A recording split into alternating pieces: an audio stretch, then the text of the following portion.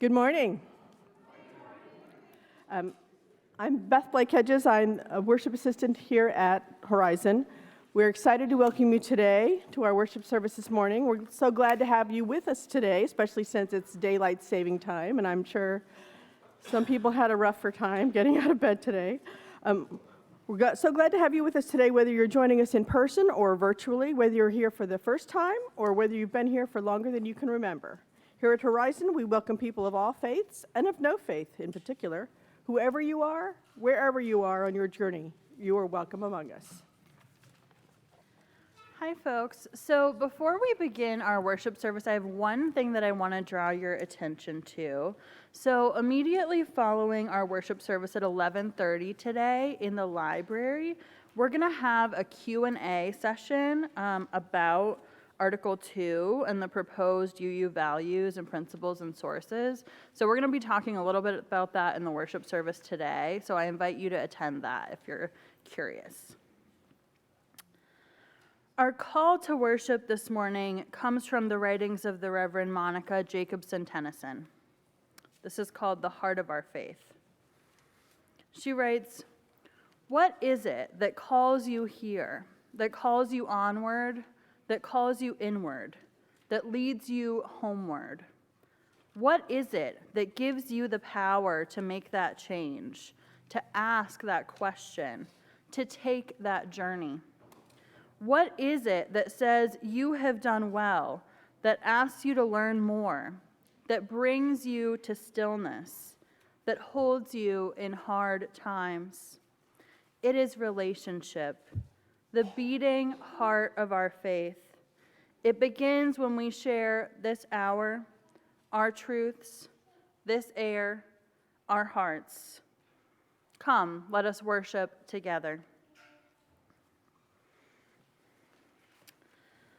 We light our chalice this morning for changes that move us and shake us, that break down things we may have believed about the world, for changes that encourage gratitude for what was, while moving us with curiosity toward what might be.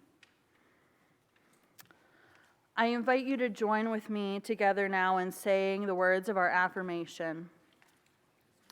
Love is the doctrine of our church. The quest for truth is its sacrament, and service is its prayer. To dwell together in peace, to seek knowledge in freedom, to serve humanity in harmony with the earth, thus do we covenant together. I invite you now to rise, either in body or in spirit, and join with us in singing our opening hymn, Love Will Guide Us.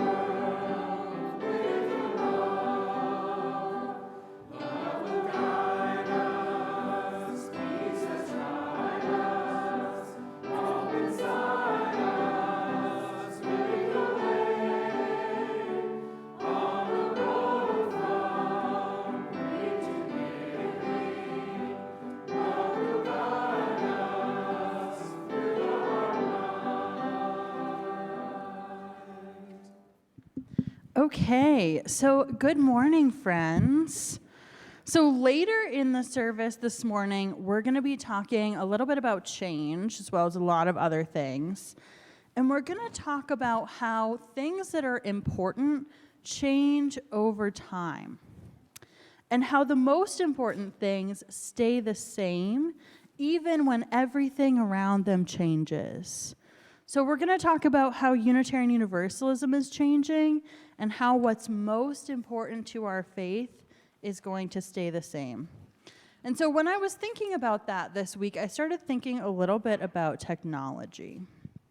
Yes, and technology is something I think about when I think back over time, and I've seen changes over and over in my lifetime.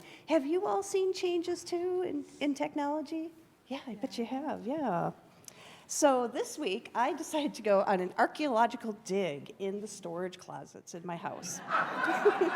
And you know what? I did find lots of technology.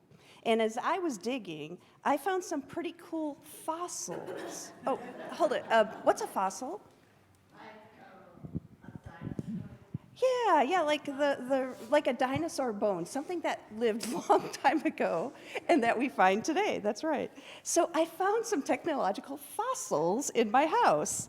And do you think you'd like to see them? Yeah. All right. Reverend Meredith, we're going to split duties on this. All right, so I have some questions for the kids who are assembled or in the seats. Do you know what this is? I see older adults.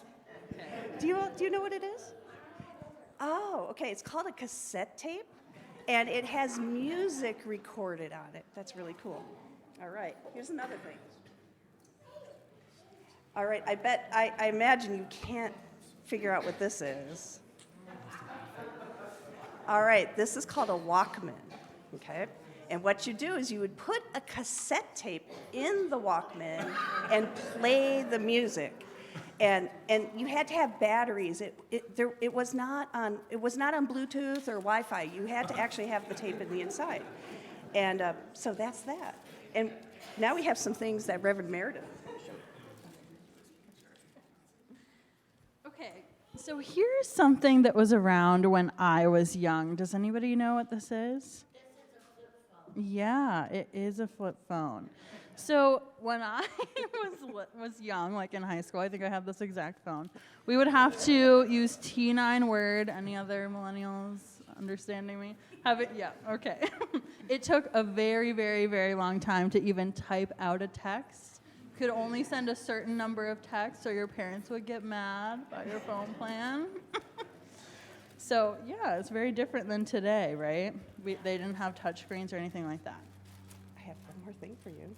There you go. So what about this? Do folks up here know what this is? I'm getting some strange looks. Okay. So this is a little MP3 player called an iPod. And so before we had phones, we would like download files, put music on these. Then this little thing would hold tons and tons of songs, but of course there's no screen. A little challenging to know exactly what you're going to be listening to. But it's really cool. So I thought these were some excellent fossils of technology from the past. So first there were cassette tapes. Well, actually there were, the kind you put in your car. Then there was cassette tapes, then CDs, then MP3 players like the iPod. And so the technology changed, but what was the same about all those things? What stayed the same between a cassette tape and a CD, and now like your smartphone when you download music? What do you do to all that stuff? Would you listen to the music? Yeah. You want to be able to hear music. Yeah, that's right. Yeah. You listen to something. Mm-hmm. And so, you guys may not remember this, but we used to have VHS tapes, and then we would have DVDs. Now we have Netflix. So, yeah, so it's kind of like the same thing, right? The different type of technology changed, but people still wanted to be able to watch movies, right? Mm-hmm. And then just to keep it going, we had floppy disks, then we had the hard disks, the 3.5-inch, then we had thumb drives, and now we have the cloud, like where we keep all our OneDrives and our Google Docs and things like that, right? And so that technology changed, but we wanted to save and access files, and anyway, that's how it has changed. So That which is most important stays the same, but the way we do it has changed a lot. So in Unitarian Universalism, we've been using the 7 principles as our technology for the way we talk about our faith since 1985. And that was a long time ago. That's when people made the switch from cassette tapes to CDs. This is true. And now there's been a really wonderful team of leaders that have come out with a new technology for our faith. The technology has 7 new values. They are pluralism, interdependence, equity, transformation, justice, and generosity. And then right in the center is love. And now it's up to us to figure out if this new technology, these new values, are going to be the new way that we can live our UU faith in the world. So there's a lot to think about here, and we know that change is hard. It can be uncomfortable, and like any time we learn a new technology, it can take some time to adjust. But we also know that as long as we commit and move forward together in love, we can change and change and change again, and what we love most will stay the same. So blessings to all of you folks, and now let's sing you out. Thank you.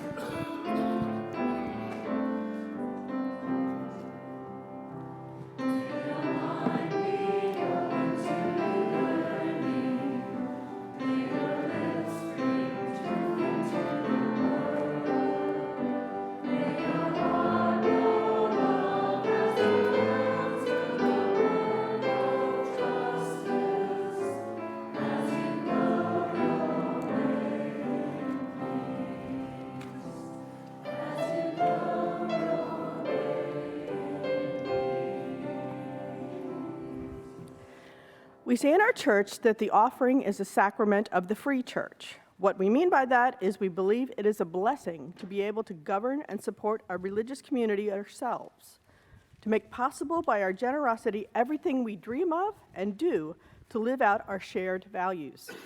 Every week we lift up the spiritual value of generosity by taking an offering for the ministries of this church. Our plate then, as it is passed among us, becomes filled with the evidence of that generosity. It is our harvest, gathered in every week for what most nourishes us. The ushers will now come among you to receive the gifts of the congregation. The morning offering will be most gratefully received. Draw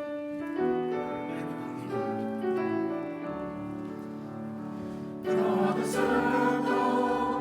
circle wide. Draw the circle wide. No one is alone, we'll be side by side. Draw the circle wide. Draw the circle wide. Draw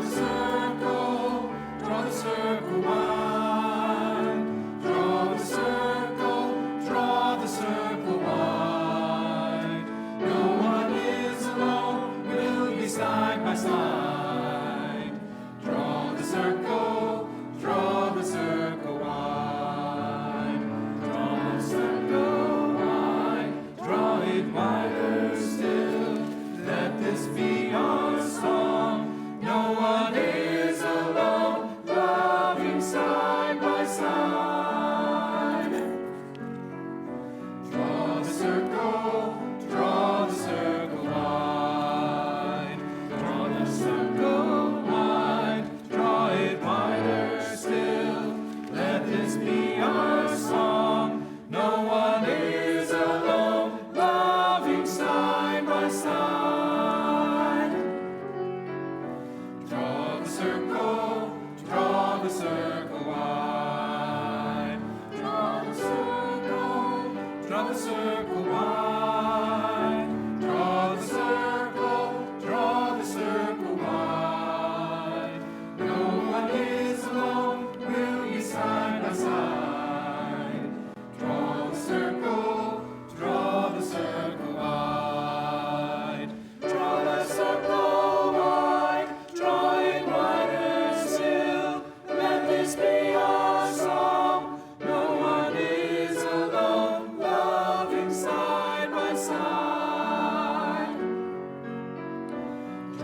the circle, draw the circle wide.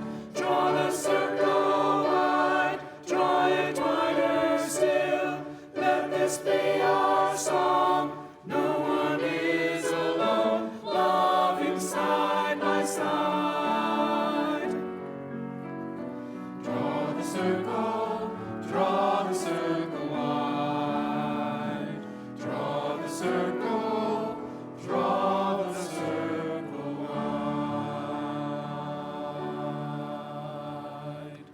Our first reading is actually the version of the Principles and Purposes first adopted in 1961. I invite you this morning to listen for the changes. In accordance with these corporate purposes, the members of the Unitarian Universalist Association, dedicated to the principles of a free faith, unite in seeking 1. To strengthen one another in a free and disciplined search for truth as the foundation of our religious fellowship. 2. To cherish and spread the universal truths taught by the great prophets and teachers of humanity in every age and tradition, immemorially summarized in the Judeo-Christian heritage as love to God and love to man. 3. To affirm, defend, and promote the supreme worth of every human personality, the dignity of man, and the use of the democratic method in human relationships. 4. To implement our vision of one world by striving for a world community founded on ideals of brotherhood, justice, and peace. 5. To serve the needs of member churches and fellowships, to organize new churches and fellowships, and to extend and strengthen liberal religion. 6. To encourage cooperation with men of goodwill in every land.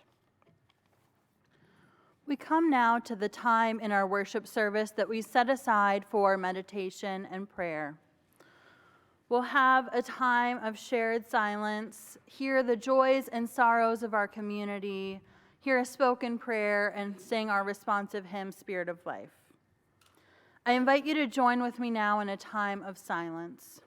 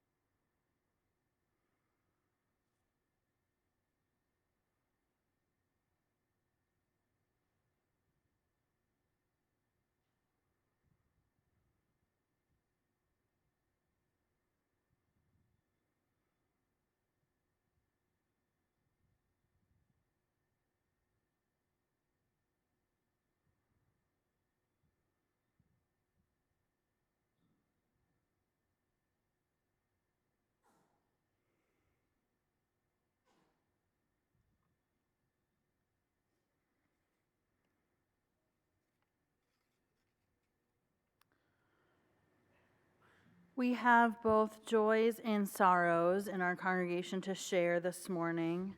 We join in sorrow with Anita Thurmond on the passing of her nephew John a few weeks ago. Anita, we hold you in our hearts. We also share in joy this morning. 7 years ago today, Camilla and Trish were married here at Horizon. Great joy.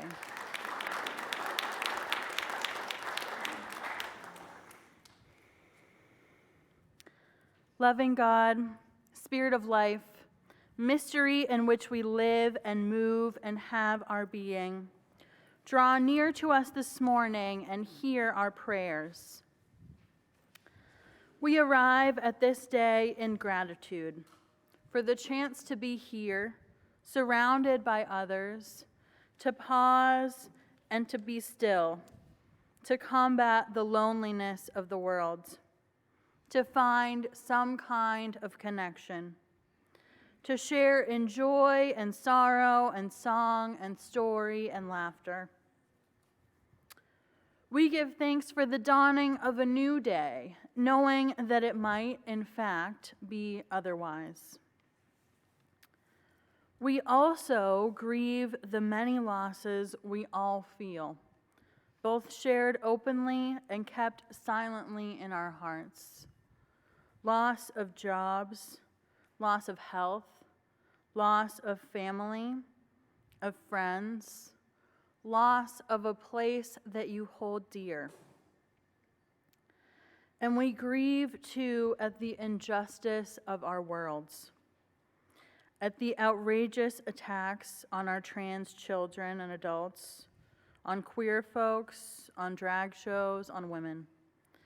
People seem hell-bent on policing the way we perform gender, policing the way we can be in our own bodies. It can feel sometimes like we are drowning in injustice. Spirit, help us to remember that we are not alone, that we are stronger than all of this vitriol and hatred, and that love will always, always have the final word. May it be so. Amen. I invite us to join now together in singing our responsive hymn, number 123, Spirit of Life.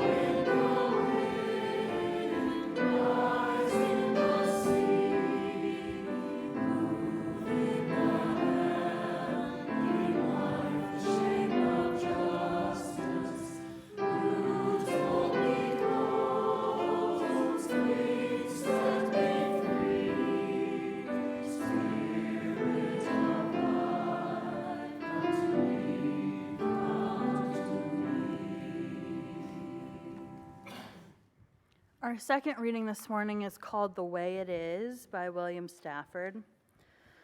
I was given a book of his poetry a few years ago by a colleague, and somehow this page with this poem was marked.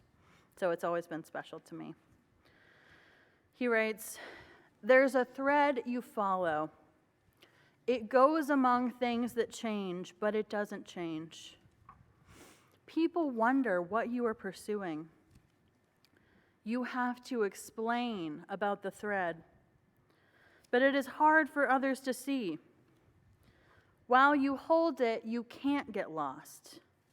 Tragedies happen, people get hurt or die, and you suffer and get old. Nothing you do can stop time's unfolding. You don't ever let go of the thread."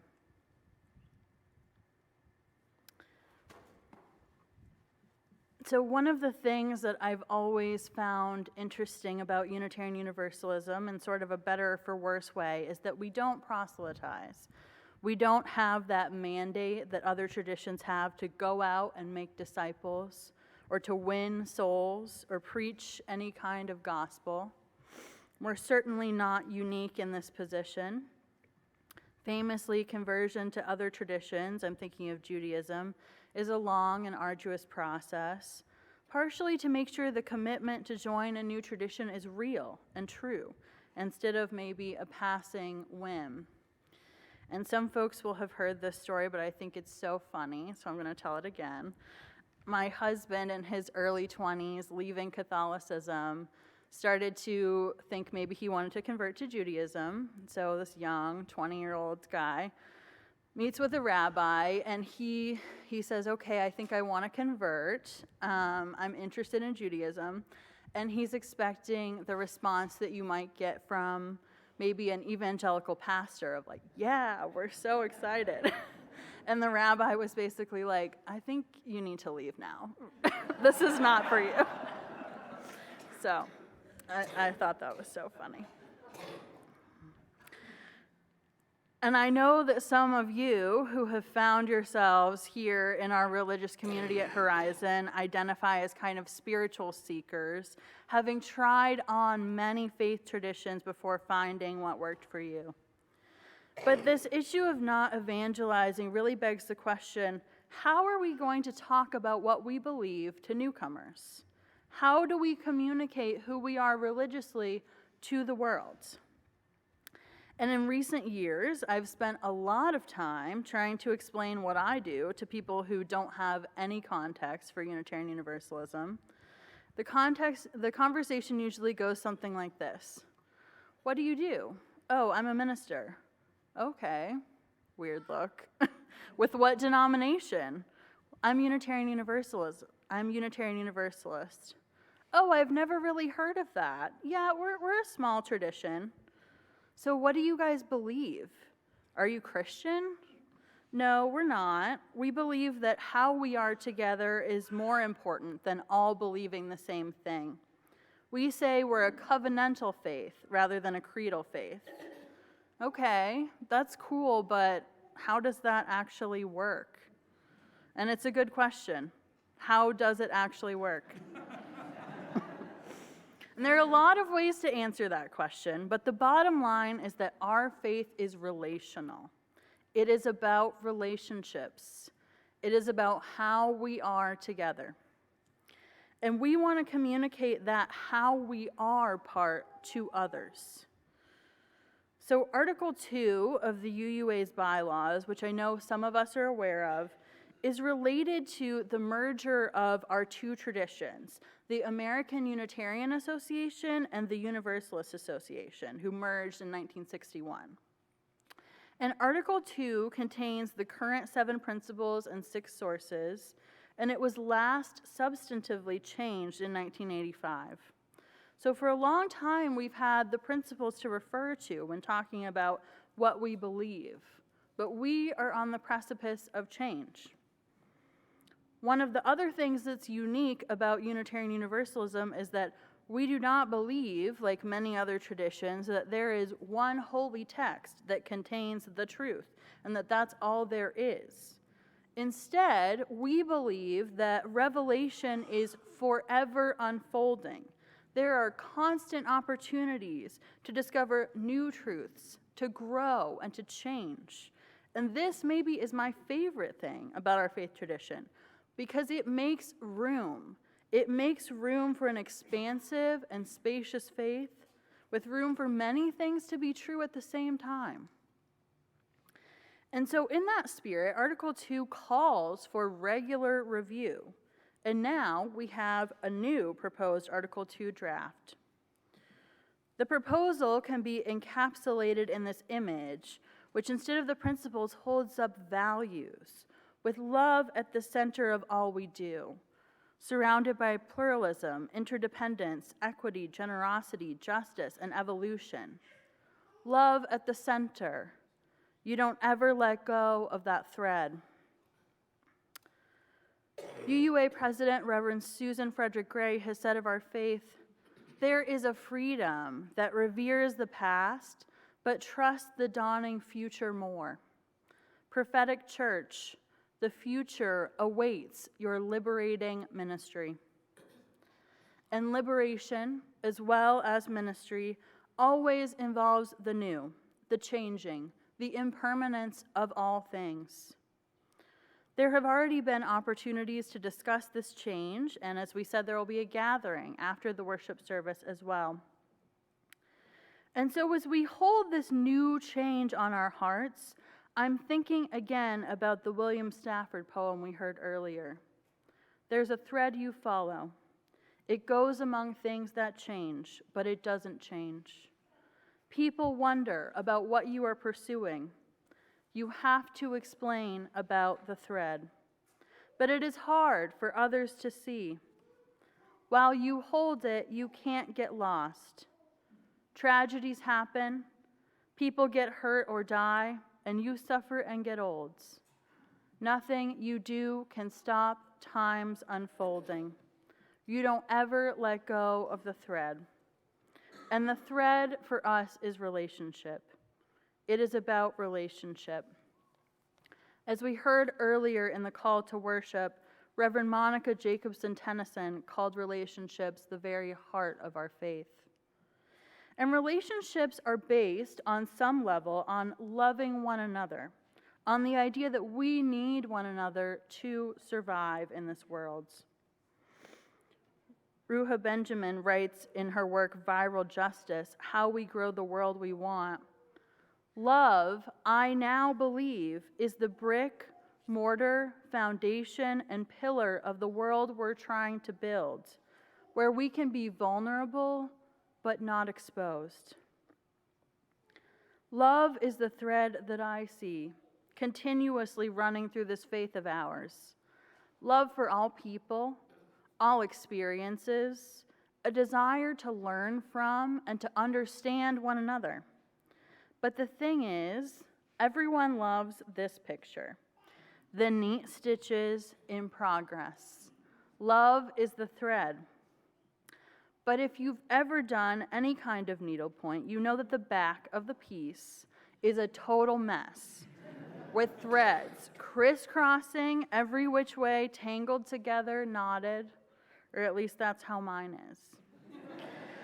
And that too is a part of love, is the reality of love, maybe even more so than the front.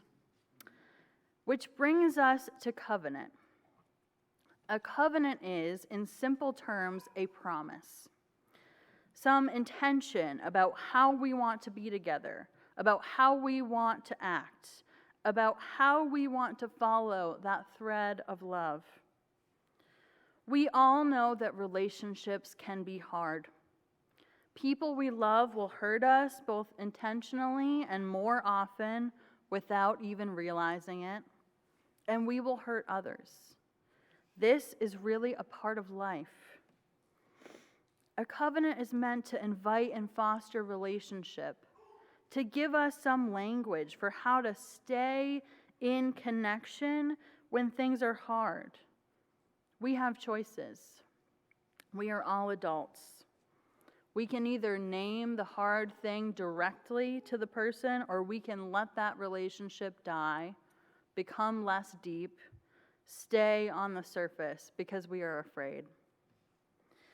When we show up in a church community, our intent is to grow and learn together as people. And that inevitably means that there are times when we will falter. We will say the wrong thing. We will let our anxiety take over and run the show. We will become vulnerable as we let people in to what brought us here, to what kind of life we are really seeking. Our Committee on Shared Ministry, along with myself and others in leadership, created our Horizon Covenant last year. And it says things like, we promise that we will choose to act with love and forgiveness towards others and ourselves. We will understand and respect different cultures and identities. We will come from a place of wanting to understand someone else's perspective. We will communicate with kindness and actively listen to understand. We will accept responsibility for our actions. And it talks about being here to support one another on our spiritual journeys, to stay true to our word to one another, to understand that we are imperfect and that we make mistakes, and also that we commit to stay in relationship during times of joy as well as times of conflict. And so we ask ourselves questions. We ask ourselves, am I approaching this with anxiety? Is there a way that I can calm that down, can move past that, can have a less anxious presence? How can I understand someone else's identity? Am I reminding myself that someone else brings a different life experience than I do? Even if I have good intentions, do my words hurt, even when they're not meant to? Am I making assumptions that may not be true? Am I seeking first to understand and then to be understood? Am I actively listening instead of thinking about what I will say next? Am I directly addressing that person instead of involving others? Do I recognize the results of my action, or am I blaming someone else? We have to acknowledge our own limitations, all that we cannot do. We are not perfect people, and that is not the point of life. But the ability to stay in relationship, even when it's difficult, uncomfortable, that is our thread. Reverend Nancy MacDonald Ladd writes, "Only when we acknowledge our own limitations, when we acknowledge that our assumptions might be wrong, our numbers too small to do all that must be done, our vision too narrow to embrace the whole of our calling, can we come into our potential by joining with a wider religious community with broader ideas and capacities. We need one another, now more than ever, not as identified theists or humanists, not as UUs or Christians, not as Democrats or Republicans, but as shared stakeholders in the future." Lewis Fisher wrote in his work Which Way, written in 1922, "Universalists are often asked to tell where they stand. The only true answer to give to this question is that we do not stand at all. We move. We do not stand still, nor do we defend any immovable positions. We grow, as all living things forever must do. The main questions with Universalists are not where we stand, but which way we are moving. Our main interest is to perceive what is true progress and to keep our movements in line with that, and not to allow ourselves to move round and round in circles simply, like a squirrel in its cage. Old worn phrases are always losing their old meanings and must forever be finding new meanings in the light of new experiences." Octavia Butler has famously written, "All that you touch, you change. All that you change changes you. The only lasting truth is change. God is change." The earthseed religion that she talks about in her book says, "We do not worship God. We perceive and attend God. We learn from God. With forethought and with work, we shape God. In the end, we yield to God. We adapt and endure, for we are earthseed, and God is change." The theology that God is changed and that change can be shaped is so interesting because it asks, what is our role in the shaping? Buddhism also has much to teach us about change and about impermanence. Thich Nhat Hanh, Vietnamese Zen Buddhist master who died recently, teaches impermanence as a foundational teaching of the Buddha. Impermanence is more than an idea, it is a practice to help us touch reality. We cannot find anything in reality that is permanent. Flowers decompose, but knowing this does not prevent us from loving flowers. In fact, we are able to love them more because we know how to treasure them while they are alive. Understanding impermanence can give us confidence, can give us peace and joy. Impermanence does not necessarily lead to suffering. Without impermanence, life could not be. Without death, every birth could be a tragedy. The Buddha recommended that we recite the 5 remembrances every day to keep us close to impermanence. Here they are. I am of the nature to grow old. There is no way to escape growing old. I am of the nature to have ill health. There is no way to escape having ill health. I am of the nature to die. There is no way to escape death. All that is dear to me and everyone I know are of the nature to change. There is no way to escape being separated from them. My actions are my only true belongings. I cannot escape the consequences of my actions. My actions are the ground on which I stand.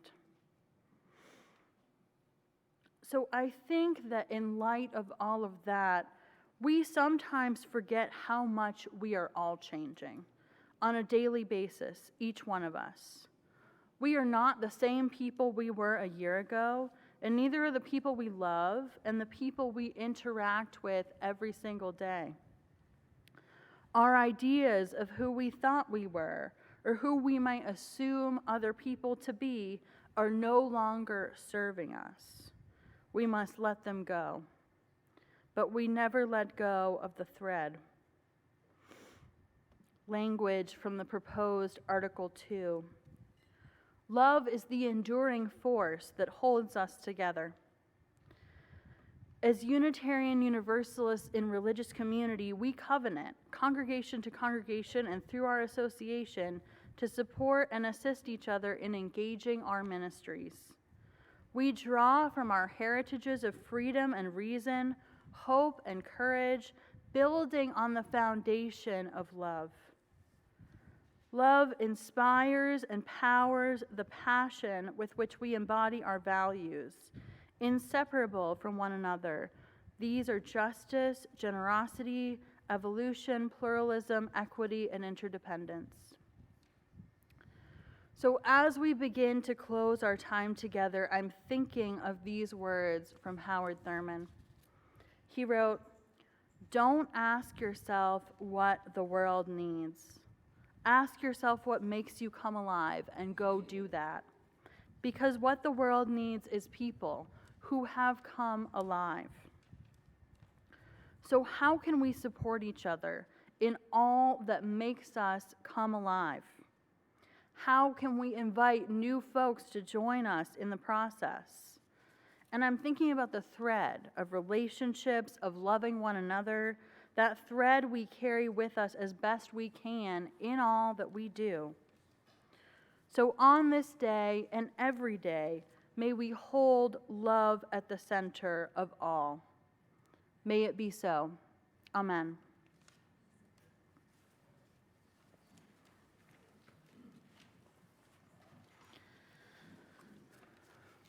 Our choir now is going to sing our closing song, and I invite you to join and sing along if you know it.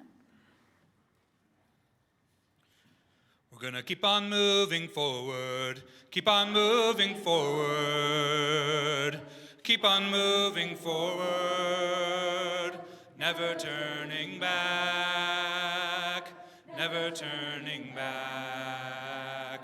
We're gonna keep on moving forward, keep on moving forward, keep on moving forward, never turning back, never turning back. We're gonna keep on serving proudly, keep on serving proudly, keep on serving proudly, never turning back, never turning back. We're gonna keep on singing loudly, keep on singing loudly, keep on singing loudly, never turning back, never turning back. We're gonna keep on loving boldly, keep on loving boldly, keep on loving boldly, never turning back, never turning back. We're gonna work for change together, work for change together, work for change together, never turning back, never turning back.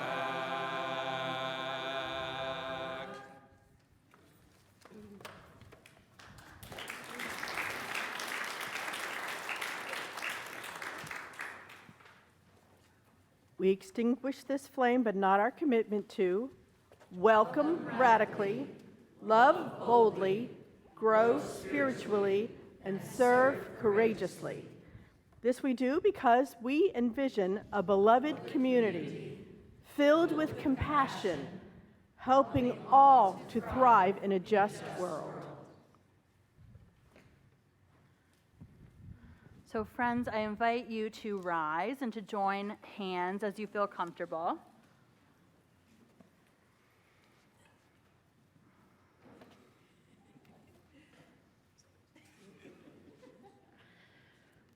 So friends, as we go forth from our time together today, my prayer for you is that you are able to embrace the impermanence of change wherever it leads.